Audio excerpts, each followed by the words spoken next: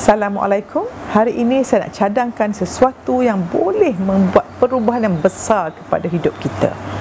Setiap pagi kita bangun, ambil satu keping kertas dan lukiskan 4 bulatan.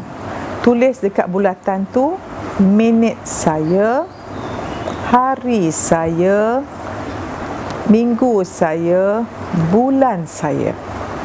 Jadi hari ini kita dah rancang bagaimana bulan ini menjadi untuk kita. So, macam mana kita nak buat? Kita lihat 1 minit saya. Apa kita nak buat dalam 1 minit?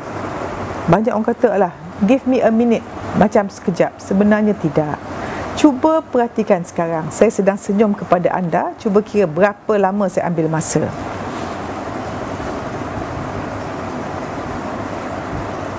Apa anda rasa bila nampak saya senyum macam tu? Tentu rasa tenang dan ingin senyum balik. Ia hanya makan masa 7 saat. Satu lagi, kalau saya jumpa anda, saya kata macam ni. Apa khabar? Saya harap anda punya hari yang penuh kebaikan.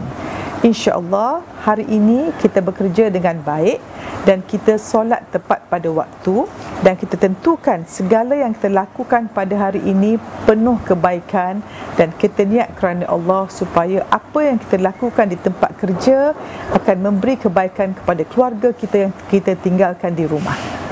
Ini hanya makan masa 30 saat.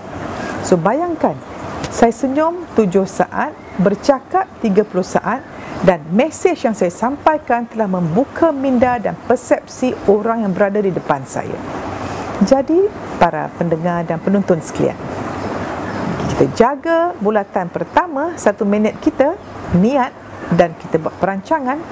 Maka 1 jam seterusnya perhatikan apakah yang berlaku pada dunia sekeliling kita.